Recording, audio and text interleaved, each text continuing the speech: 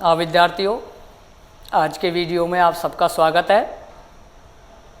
आज के वीडियो में अंतिम इस प्रश्नावली का एक प्रश्न और बचा है, उस प्रश्न को करेंगे और उसके बाद समय बचता है तो। और इससे पहले वाले वीडियो में हमने विविध के लगभग 20 तक सवाल कर लिए थे। आज इसका एक अंतिम प्रश्न 21वां और शेष है, उसको हम हल करेंगे। देखिए, हमें 21वां जो प्रश्न दिया गया है वो इस तरीके से दे रखा है किताब में। यदि त्रिभुज की भुजाओं के मध्य बिंदु 1, 2, 0, -1 और 2, -1 हैं तो त्रिभुज के शीर्षों के निर्देशांक ज्ञात कीजिए। देखो, सवाल में मैं एक कच्चा चित्र बना रहा हूँ पहले कि मान लीजिए ये एक त्रिभुज है और इस त्रिभुज का नाम मैंने ABC लिखा। इस त्रिभुज की तीनों भुजाओं के मध्य बिंदु के हमें निर्देशांक दिए गए हैं। पहला बिंदु जैसे मैंने यहाँ D लिखा, यहाँ मैंने E लिखा और यहाँ F लिख दिया। तो यहाँ पर AB के जो निर्देशांक पहले दिए गए हैं वो हमको 1 और 2 हैं। दूसरा बिंदु है, उसके निर्देशांक हमें सवाल में दे रखे 0 और -1। और तीसरे जो बिंदु है उसके निर्देशांक हमें दे रखे हैं 2 और -1। देखिए दोबारा, यदि किसी त्रिभुज की भुजाओं के मध्य बिंदु 1, 2 तो ये हमारे 1, 2 हो गए। दूसरा बिंदु जिसके हैं 0, -1, 0, -1 हो गया। और तीसरा बिंदु है 2, -1। तो ये कहा जा रहा है कि इस त्रिभुज की तीनों शीर्षों के निर्देशांक ज्ञात कीजिए। इस त्रिभुज के तीनों शीर्ष हैं A, B, C, इनके निर्देशांक हमें ज्ञात करने हैं। तो इनके निर्देशांक मान लीजिए, किसके निर्देशांक मैंने x1 और y1 मान लिए। इस बिंदु के निर्देशांक मैंने x2 और y2 मान लिए और इस बिंदु के निर्देशांक मैंने x3 और y3 मान लिए। अब हमें x1, y1, x2, y2, x3 और y3 के निर्देशांक ज्ञात करने हैं। तो बच्चों देखिए, अपन ने ये पढ़ा है सबसे पहले, अगर हमें उनकी भुजाओं के मध्य बिंदु दिए हुए हैं तो दो बिंदुओं के मध्य बिंदु के निर्देशांक x बराबर x1 प्लस x2 बटे 2 और y बराबर y1 प्लस y2 बटे 2। इस सूत्रों के अनुसार हम ज्ञात कर सकते हैं। यहाँ फिलहाल हम देखें तो जैसे भुजा AB का मध्य बिंदु D है तो हम D के निर्देशांक दे रखे और A और B के निकालने हैं। इसी प्रकार BC का मध्य बिंदु E है, E के निर्देशांक मध्य बिंदु के दिए हुए हैं और हमें B और C के बताने हैं। इसी तरीके से इसमें दिए हुए हैं, AB के मध्य बिंदु के निर्देशांक दिए हुए हैं और हमें A के और B के निर्देशांक। तो सबसे पहले मैं AB का मध्य बिंदु D, जिसके निर्देशांक हमें 1 और 2 हैं। तो दो बिंदुओं के मध्य बिंदु का निर्देशांक निकालने का हमने सूत्र पढ़ा है। x बराबर होता है x1 प्लस x2 बटे 2 और y बराबर होता है y1 प्लस y2 बटे 2। अब बेटा आप देखिए, x और y के मान 1 और 2 हैं तो x के स्थान पे जैसे मैंने 1 लिखा, इसके बटे 1 लगाया और ये मैंने x1 प्लस x2 बटे 2 लिखा। अच्छा, अब इनका हम तीजा गुणन कर देते हैं। तो जैसे इनका तीजा गुणन करेंगे तो यहाँ से हमें x1 प्लस x2 बराबर आ जाएगा 2। इसे मान लेते हैं समीकरण नंबर 1। इस तरीके से हमने x1 और प्लस x2 का मान 2 प्राप्त कर लिया। इधर y में चलते हैं तो y का मान यहाँ 2 है तो 2 बटे 1 बराबर y1 की जगह y1 प्लस y2 की स्थान पर y2 बटे 2। इनका भी हम इसी तरीके से तीजा गुणन कर लेते हैं बेटा। तो यहाँ से हमें प्राप्त हो जाएगा y1 प्लस y2 बटे y2 बराबर 2 दूनी 4। इसे मान लेते हैं समीकरण नंबर 2। इस तरीके से हमें 1 और 2 समीकरण प्राप्त हुए। अब हम चलते हैं इसी तरीके से भुजा BC के लिए, जिसके निर्देशांक हैं 0। यहाँ से भी हम इसी तरीके से अब दो बिंदुओं के मध्य बिंदु वाला सूत्र लगाएंगे। तो यहाँ से हम लिख सकते हैं x बराबर x1 प्लस x2 बटे 2, y बराबर y1 प्लस y2 बटे 2। अच्छा बच्चों देखिए, अब हम यहाँ से x और y के मान 0 और -1 प्राप्त कर चुके हैं, यहाँ दिया हुआ है।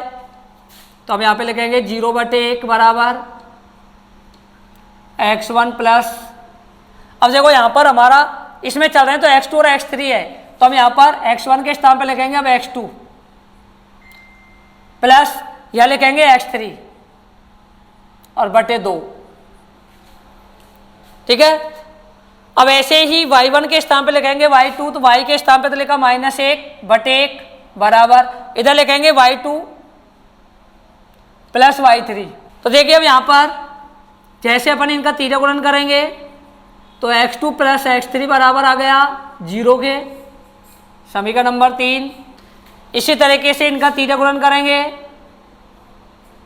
तो यहाँ से हमें y2 प्लस y3 बराबर आ जाएगा समीकरण नंबर 4। अब जैसे ये प्राप्त किया इसी तरीके से अगली भुजा हमारी ऐसी है, ऐप है जिसके निर्देशांक 2 और -1 है। यहाँ पर भी हम इसी प्रकार सूत्र लिखेंगे तो हमारा सूत्र है x बराबर x1 प्लस x2 बटे 2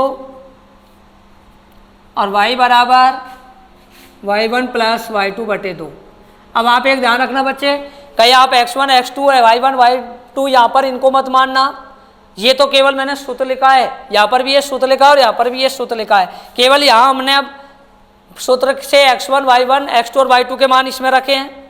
या हमने x1 के स्थान पर x2 लिखा है, x3 के स्थान पर x2 के स्थान पर x3, y1 के स्थान पर y2 और y2 के स्थान पर y3 यहाँ पे लिखा है। तो इस तरीके से हमें यहाँ प्राप्त हुआ है। इसी में भी ऐसे ही मैं मान रख रहा हूँ, तो 2 बराबर अब x1 प्लस x3, ऐसे ही यहाँ पर y बराबर -1 और बराबर में हो जाएगा y1 की जगह y1 है ही और y2 के स्थान पे लिखेंगे y3। इनका कर देते हैं तीजा गुणन बटे लगा के, तो यहाँ से हमें प्राप्त हो जाएगा x1 प्लस x3 बराबर 4, समीकरण नंबर 5। और यहाँ से भी ऐसे तीजा गुणन करने पर y1 प्लस y3 बराबर प्राप्त हो जाएगा माइनस का। इस तरीके से हमें यहाँ पर 6 समीकरण प्राप्त हुए हैं। अब इन 6 समीकरणों से हम सबसे पहले x वाले चरों पर चलते हैं। तो समीकरण 1 में, समीकरण 3 में और समीकरण 5 में x1 x2 और x3 के रूप में है। तो मैं सबसे पहले समीकरणों को जोड़ रहा हूँ। तो मैंने यहाँ पे लिखा समीकरण 1, 3 व 5 को जोड़ने, इधर के भाग में मैंने समीकरण 1, 3, 5 को जोड़ा। तो एक हमारा है x1 प्लस x2 प्लस 3 है x2 प्लस x3 प्लस 5 है x1 प्लस x बराबर, अब यहाँ पर है 2, यहाँ पर है 0 और यहाँ पर है 4, तो 2 प्लस 0 प्लस 4। देखिए x1 तो हो गया 2x1, x2 और x2 हो गया 2x2 और इसी तरीके से x3 में x3 जोड़ेंगे तो हो जाएगा 2x3 और बराबर में 2 और 4 6। मैंने सब में से 2 कॉमन लिया तो बचा x1 plus x2 plus x3 बराबर 6। जैसे हम इस 2 का भाग दे देंगे तो 2 का भाग देने पर हमें x1 plus x2 plus x3 बराबर 6 प्राप्त हो जाएगा। तो यहाँ से हमें x1 plus x2 plus x3 बराबर, हमने इस गुणांक 2 का भाग दिया तो 2 तिया 6 और इसे मान लिया समीकरण नंबर 7। x1 x2 और x3 का पहले मान निकालते हैं।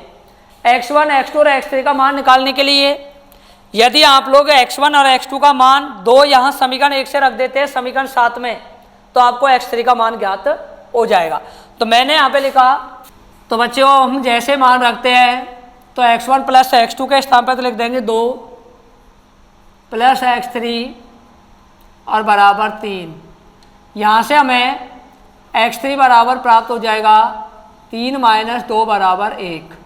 हमारा x3 का मान हमें, जैसे हमें x3 का मान ज्ञात हो जाता है तो x3 के मान यदि हम समीकरण नंबर 3 में रख देते हैं तो x2 का मान प्राप्त हो जाएगा, और x3 का मान समीकरण 5 में रख देते हैं तो x1 का मान प्राप्त हो जाएगा। x3 का मान रखने पर तो x2 प्लस 1 बराबर 0, तो x2 बराबर -1। इसी तरीके से समीकरण 5 में, तो जैसे 5 में रखेंगे तो x1 प्लस x3 की जगह स्थान पर 1 बराबर 4, पक्षांतर करेंगे तो x1 बराबर 4 - 1, तो x1 बराबर 3। यहाँ से हमें x1 बराबर 3, x2 बराबर -1 और x3 बराबर +1 प्राप्त हो गया। देखिए x1, x2 और x3 के मान तो मिल गए। अभी तो हमें y1, y2, y3 के भी मान इसी तरीके से ज्ञात करने हैं। तो जैसे अपन ने समीकरण 1, 3 और 5 को जोड़ करके हमने एक नया समीकरण 7 बनाया, इसी तरीके से अब हम समीकरण 2, समीकरण 4 और समीकरण 6 को जोड़ करके समीकरण नंबर 8 तैयार करेंगे, और इसी तरीके से हम मान रखेंगे और मान रख के हम ज्ञात कर सकेंगे। तो मैं यहाँ पर अब इधर कर रहा हूँ, यहाँ पर हल समीकरण 2, 4 व 6 को मैं समीकरण 2, 4 और इस 6 को जोड़ रहा हूँ। तो यह हमारा हो जाएगा y1 plus y2 plus y2 plus y3 plus y3 plus y1 बराबर में आएगा 4 प्लस माइनस के 2 है, और यहाँ पर भी माइनस के 2 है। तो इन सबको जोड़ने पर हो गया 2y1 plus 2y2 plus 2y3 बराबर 0।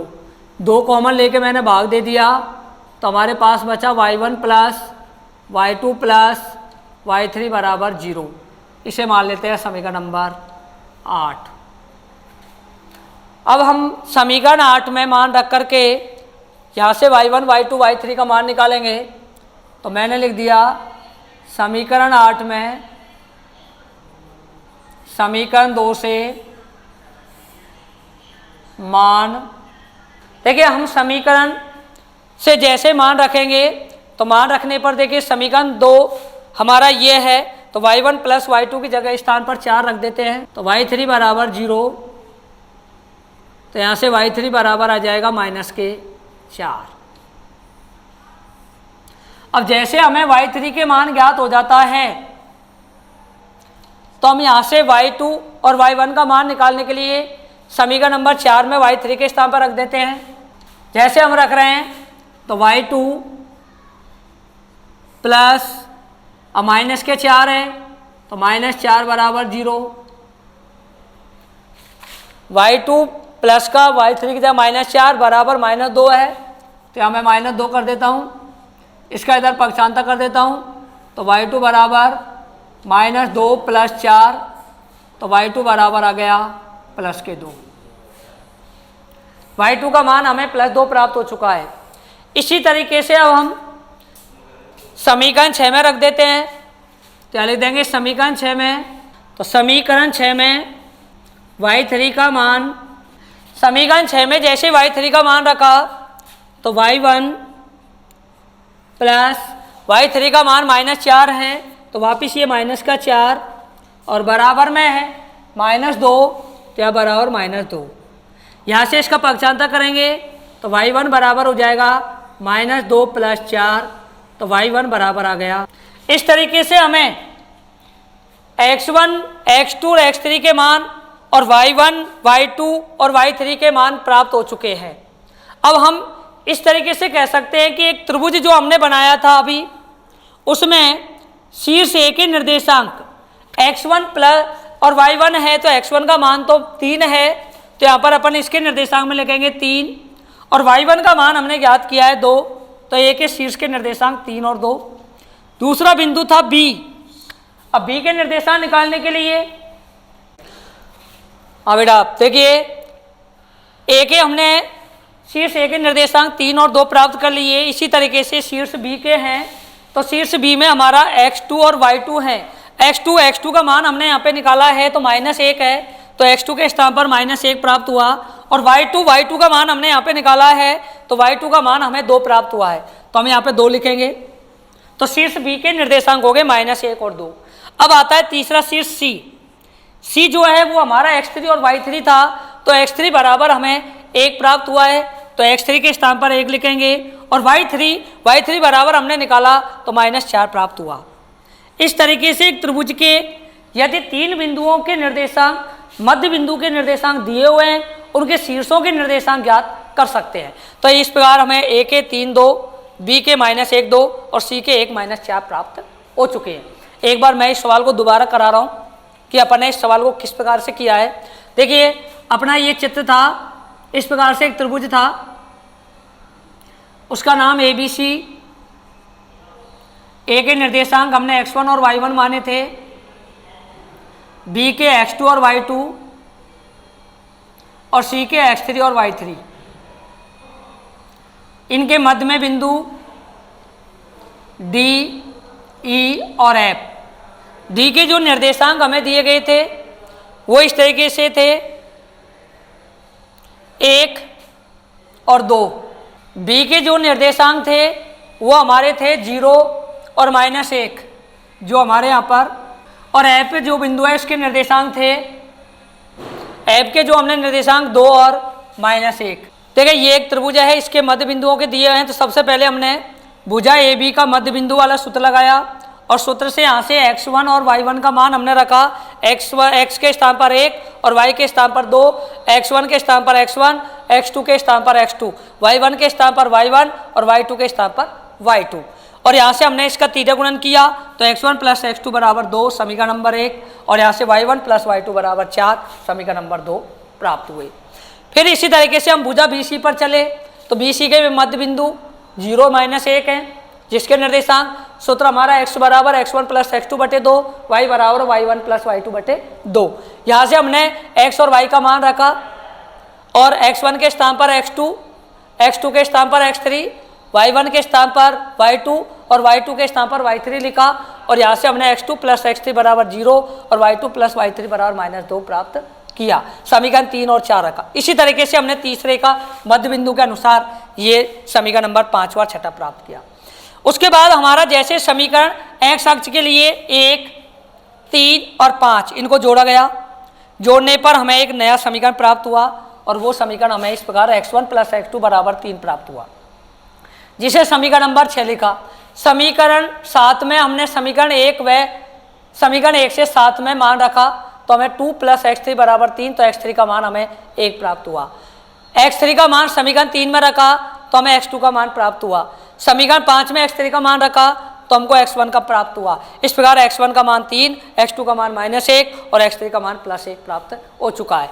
जैसे ये प्राप्त हुआ तो उसके बाद हम चलते हैं समीकरण नंबर y अक्ष के लिए। तो समीकरण 2, समीकरण 4 और समीकरण 6, 2 यहाँ पर 4 और 6 इनको जोड़ा गया, तो जोड़ने पर हमें समीकरण नंबर 8 y1 + y2 + y3 बराबर 0 प्राप्त हुआ।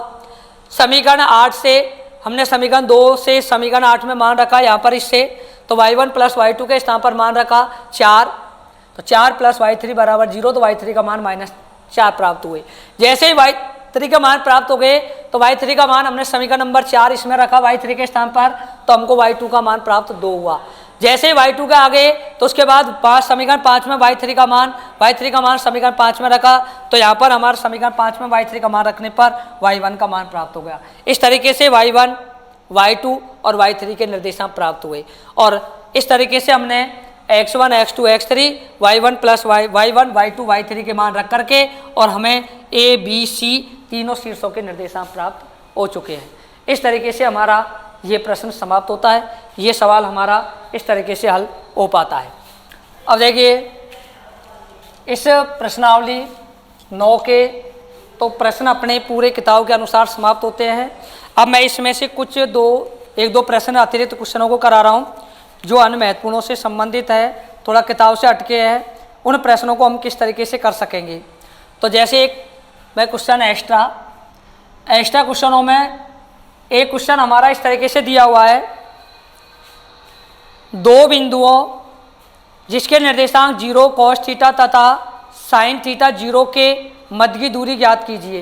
देखो सवाल में हमें ये कहा जा रहा है कि दो बिंदु हैं, एक बिंदु A दूसरा बिंदु B, जिसमें पहले बिंदु के निर्देशांक हमें दे रखा है 0 cos थीटा और दूसरे बिंदु के निर्देशांक दे रखे हमें sin थीटा, और हमसे ये कहा जा रहा है इन दोनों बिंदुओं के बीच की, जब कभी भी यदि दो बिंदुओं के बीच की दूरी ज्ञात करनी हो तो हम पहले सवाल कर चुके हैं कि दो बिंदुओं के बीच की दूरी AB की दूरी बराबर सूत्र में लिखेंगे अंडर रूट में S2 माइनस S1 का whole square plus Y2 minus Y1 का होल स्क्वायर। देखिए बच्चों, अपने जो पहला यहाँ पर बिंदु है वो x1 होगा, दूसरा बिंदु y1 होगा। यहाँ पर हम देखें तो ये पहला बिंदु x2 होगा और अगला बिंदु y2 होगा। यहाँ से हम इनके मान रखते हैं, यहाँ से जैसे हम इसके मान रखते हैं तो x2 sin theta minus x1 0 उसका वर्ग प्लस y2 का मान 0 माइनस y1 का मान cos थीटा, वर्गमूल में sin थीटा माइनस 0 करेंगे तो sin थीटा, और यहाँ पर घात 2 लगी हुई है तो इसका चाहे तो अपन sin स्क्वायर थीटा लिख सकते थे, तो मैंने sin थीटा का वर्ग लिखा। फिलहाल ऐसे इसको लिख सकते हैं, यह बचेगा माइनस का cos थीटा इसका वर्ग।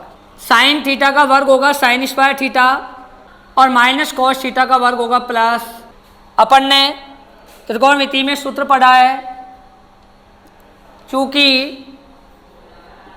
sin square theta plus cos square theta बराबर होता है 1, क्यों ना हम इस पूरे का मान 1 रख दिया जाए, तो sin square theta plus cos square theta बराबर 1 होता है। तो जैसे हम इसके स्थान पर मान रखेंगे तो यहाँ पर वर्गमूल में 1 आएगा, और हम जानते हैं कि 1 का वर्गमूल क्या होता है 1, तो यहाँ से इसका वर्गमूल 1 इकाई हमें प्राप्त हुई। इस प्रकार हम कह सकते हैं कि दो बिंदु AB जो दिए गए हैं उन दो बिंदुओं के बीच की, तो ये एक एक्स्ट्रा क्वेश्चनों में इस तरीके का एक प्रश्न है। यदि आपको त्रिकोणमिति के अनुसार इस तरीके से प्रश्न दे दिए जाते हैं तो हम आसानी से उसी तरीके से कर सकेंगे। तो एक एक्स्ट्रा क्वेश्चन मैंने जैसे कराया है, ऐसे अभी बहुत सारे दिए हुए हैं। हम इन प्रश्नों को एक बार वैसे दोहरान कर लेते हैं, थोड़ा देख लेते हैं एक बार। एक प्रश्न जैसे मैं ले रहा हूँ, इस तरीके से हमें दिया गया है कि एक समांतर चतुर्भुज ABCD का चौथा शीर्ष के निर्देशांक ज्ञात कीजिए यदि इसके 3 शीर्ष -2 और 3, दूसरा बिंदु जिसके 6 7 और तीसरा बिंदु जिसके 8 3 है। देखो हमें सवाल में ये कहा जा रहा है एक समांतर चतुर्भुज है, तो मान लीजिए मैंने एक कच्चा समांतर चतुर्भुज का ये चित्र बनाया, इसका नाम मैंने ABCD लिखा। अब इस सवाल में A बिंदु जो है उसके निर्देशांक हमें दिए गए -2 और 3, एक बिंदु B है जिसका निर्देशांक हमें दिया गया है 6 7, और एक बिंदु C है जिसका निर्देशांक हमें दिया गया है 8 3, और हमसे ये कहा जा रहा है इस शीर्ष के निर्देशांक ज्ञात कीजिए। इसके निर्देशांक मान लीजिए मैंने और स्मॉल b मान लिए। हमें A और B के मान बताने हैं, और जब A और B के मान ज्ञात हो जाएंगे तो वही बिंदु D के निर्देशांक होंगे। देखो जब कभी भी एक समांतर चतुर्भुज दिया हो तो हम जानते हैं कि समांतर चतुर्भुज के आमने सामने की भुजाएं बराबर और समांतर होती है, पहली शर्त। दूसरी शर्त हमने पढ़ी है समांतर चतुर्भुज के जब हम दो विकर्ण खींचते हैं तो वे दोनों विकर्ण एक दूसरे को समद्विभाजित करते हैं। तो यहाँ पर मान लीजिए मैंने बिंदु लिख दिया P, और समद्विभाजित करते हैं तो इसका मतलब ये हुआ कि हमारी यह दूरी इस दूरी के बराबर होगी और ये वाली दूरी इस दूरी के बराबर होगी। अब यहाँ पर इस तरीके से मैंने ये कच्चा आलेख बना लिया, और P बिंदु के निर्देशांक मैंने x और y मान लिए।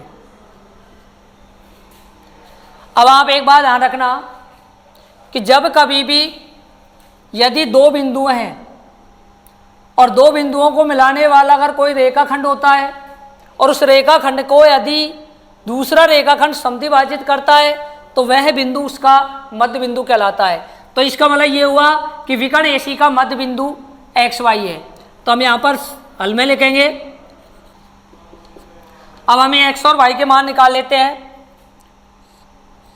तो एक्स बराबर होता है x1 प्लस x2 बटे 2 और y बराबर होता है y1 प्लस y2 बटे। तो यहाँ से x1 x2 तो -2 प्लस 8 बटे 2, y1 y2 3 प्लस 3 बटे 2। तो P के निर्देशांक हमें ज्ञात हो गए 6 बटे 2 और 6 बटे 2, मतलब P के निर्देशांक आ गए 3 और 3। इस तरीके से इन दो बिंदुओं के मध्य बिंदु के निर्देशांक -2 प्लस 8 6 बटे 2, 3 प्लस 3 6 बटे 2, 3 3 प्राप्त हुए। इसे मान लेते हैं समीकरण। इसी तरीके से अब हम अगला बिंदु बी डी, ये भी एक विकर्ण है और ये भी इसका समद्विभाजन कर रहा है, तो हम इसी तरीके से कह सकते हैं विकर्ण बी डी का मध्य बिंदु जिसके निर्देशांक एक्स और वाई हैं। तो हम यहाँ पर पी के इसी प्रकार सूत्र में लिख देंगे x1 प्लस x2 बटे 2 और y1 प्लस y2 बटे 2। यहाँ से मान रख देते हैं। तो मान रखने पर 6 प्लस a, या हम लिख सकते हैं a प्लस 6 बटे 2 और b प्लस 7।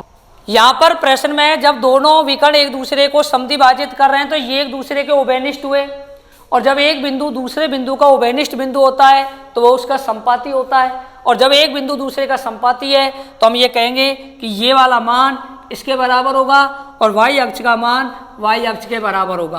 तो हम यहाँ पे लिख सकते हैं समीकरण 1 व a प्लस 6 बटे 2 बराबर 3 के। यहाँ से हम इसे सरल करें तो a प्लस 6 बराबर 6, तो a बराबर 6 माइनस 6, तो a बराबर आ जाएगा 0। इसी तरीके से इधर चलते हैं। तो इधर दे रखा है b प्लस 7 बटे 2 बराबर 3, इसके अलावा 2 बटे 1, इनका भी तीसरा गुणन कर देते हैं। तो b प्लस 7 बराबर 6, तो b बराबर 6 माइनस 7, तो b बराबर -1। यहाँ से a का निर्देशांक 0, b का निर्देशांक -1, तो इसका मतलब हम कह सकते हैं कि बिंदु D के निर्देशांक अतः D शीर्ष के निर्देशांक हैं। इस तरीके से यदि एक चतुर्भुज के 3 शीर्ष दिए गए हैं और चौथे शीर्ष का निर्देशांक ज्ञात करना हो तो हम उस बिंदु के निर्देशांक आसानी से प्राप्त कर सकते हैं। यहाँ पर मैंने जैसे एक बार पुनः ये एक समांतर चतुर्भुज है, समांतर चतुर्भुज के ए बी और सी के निर्देशांक दिए गए हैं, डी के निर्देशांक मैंने ए और बी मान लिए हैं। हम जानते हैं कि समांतर चतुर्भुज के दोनों विकर्ण एक दूसरे को समद्विभाजित करते हैं, तो इसका मतलब हमारा ए पी बराबर होगा पी सी और हमारा बी पी बराबर होगा ये दोनों समद्विभाजन हो गए। इसका मतलब ये मध्य बिंदु हो गया, तो ए बी का मध्य बिंदु के अनुसार हमने पी के निर्देशांक निकाले।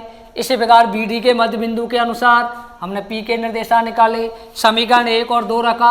अब समीकरण 1 और 2 दोनों ही बिंदु पी हैं, जो दोनों का एक संपाती बिंदु है, उभयनिष्ठ बिंदु है, इसलिए एक्स अक्ष का निर्देशांक एक्स के बराबर, वाई अक्ष का निर्देशांक वाई अक्ष के बराबर होगा। इन दोनों में तुलना करने पर हमने a प्लस 6 बटे 2 बराबर 3 के किया और b प्लस 7 बटे 2 बराबर 3 के किया। इनका तीसरा गुणन करके हमने हल किया तो a का मान 0 और b का मान -1 प्राप्त हो गया। इस तरीके से हम कह सकते हैं कि इस चतुर्भुज का चौथा शीर्ष जो है उसके निर्देशांक 0 और -1 प्राप्त होंगे। तो ये हमारा एक एक्स्ट्रा क्वेश्चन है। इस तरीके से हम इस प्रश्न आप पेपर में पूछा जाए तो हम आसानी से ज्ञात कर सकते हैं। अब देखिए इसी तरीके से और अगला प्रश्न हम देखते हैं। इसका और अतिरिक्त जो क्वेश्चन है उनमें हमें इस तरीके से एक सवाल दिया हुआ है, वृत्त के व्यास के अंतिम बिंदु के निर्देशांक ज्ञात कीजिए। के निर्देशांक यदि 1, 2 और 3, 4 हैं तो वृत्त के केंद्र के निर्देशांक ज्ञात कीजिए। देखो हमें सवाल में ये कहा जा रहा है, मैं इसका एक अच्छा आलेख बना रहा हूँ। ये वृत्त का एक व्यास खींच दिया गया है क्योंकि यह वृत्त के केंद्र से गुजर रहा है। यह बिंदु मैंने ए लिखा, यहाँ पर बिंदु बी लिखा। अब हमें ए के जो सवाल में निर्देशांक दे रखे वो हमें 1 और 2 दिए हुए हैं, तो बिंदु ए के निर्देशांक हम यहाँ पर 1 और 2 लिखेंगे। इसी तरीके से हमारे पास जो बिंदु बी है उसके निर्देशांक हमें 3 और 4 दिए गए हैं, और हमसे ये कहा जा रहा है कि इसके केंद्र के निर्देशांक ज्ञात कीजिए। देखो, एक वृत्त के केंद्र के निर्देशांक किस तरीके से ज्ञात करेंगे, केंद्र को मैंने ओ से व्यक्त कर दिया यहाँ पर, और इसके निर्देशांकों को मैंने एक्स और वाई द्वारा लिख दी। अब हमें पहचान करना है कि इसके निर्देशांक कैसे निकाले जाएंगे। हम जानते हैं कि देखो, एक बात ध्यान रखना है यहाँ पर कि यदि एक वृत्त है और यदि कोई वृत्त का व्यास हमेशा जो है वो केंद्र से गुजरता है, और यदि एक वृत्त का व्यास केंद्र से होकर गुजरता है, तो इसका मतलब वह केंद्र उस व्यास को समद्विभाजित करता है, और समद्विभाजित करता है तो इसका मतलब ये इसका मध्य बिंदु होगा। तो हम यहाँ पर लिखेंगे ए बी का मध्य बिंदु जिसके निर्देशांक, और दो बिंदुओं के मध्य बिंदु का निर्देशांक x बराबर होता है x1 प्लस x2 बटे 2, और y बराबर होता है y1 प्लस y2 बटे 2। देखिए, पहला बिंदु है x1 और y1, ये x2 और y2 हैं, तो यहाँ से हम मान रखें तो x बराबर 1 प्लस 3 बटे 2, और y बराबर 2 प्लस 4 और बटे 2। तो यहाँ से x बराबर हो गया 4 बटे 2 और y बराबर हो गया 6 बटे 2। 2 के पाले से कट के x बराबर आ गया 2, और 2 के पाले से 6 कट के y बराबर भी 3। इस तरीके से जो हमने बिंदु O केंद्र है, तो वृत्त के केंद्र के निर्देशांक, और वृत्त का केंद्र जो है वो O बिंदु है, और O के निर्देशांक हमें 2 और 3 प्राप्त हो। तो इस तरीके से ये हमें एक अतिरिक्त प्रश्न दिया हुआ है किताब में। हमें ये कहा जा रहा है कि एक वृत्त के सिरों के निर्देशांक 1, 2 और 3, 4 हैं, जो एक वृत्त के केंद्र से होकर गुजरती है, तो उस केंद्र के निर्देशांक ज्ञात कीजिए। तो हम यहाँ पर एक वृत्त खींचा, वृत्त का हमने केंद्र से होकर एक रेखाखंड गुजारा, और ए बिंदु और बी बिंदु अंकित किए। ए के निर्देशांक 1 और 2, बी के निर्देशांक 3 और 4 लिखे। ये एक वृत्त का केंद्र है। यदि कोई भी व्यास या कोई रेखाखंड या कोई जीवा वृत्त के केंद्र से होकर गुजरती है, तो वह एक वृत्त का व्यास होता है, और तो इसलिए ये इसका मध्य बिंदु हुआ।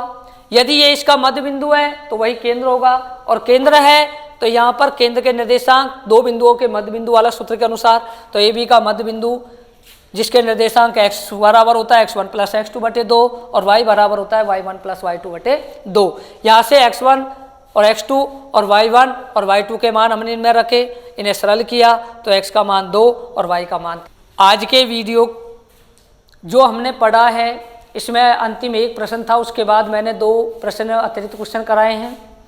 अब इसके बाद आपकी निर्देशांक ज्यामिति समाप्त होती है। इसके बाद अगले वाले वीडियो में हम अगली आने वाली किताब की कोई प्रश्नावली की शुरुआत करेंगे, वो आपको बता दिया जाएगा कौन सी चालू करेंगे। तो आप लोग इन प्रश्नों को अवश्य हल करें, देखें, समझें। यदि आपको वीडियो अच्छा लगता है तो आप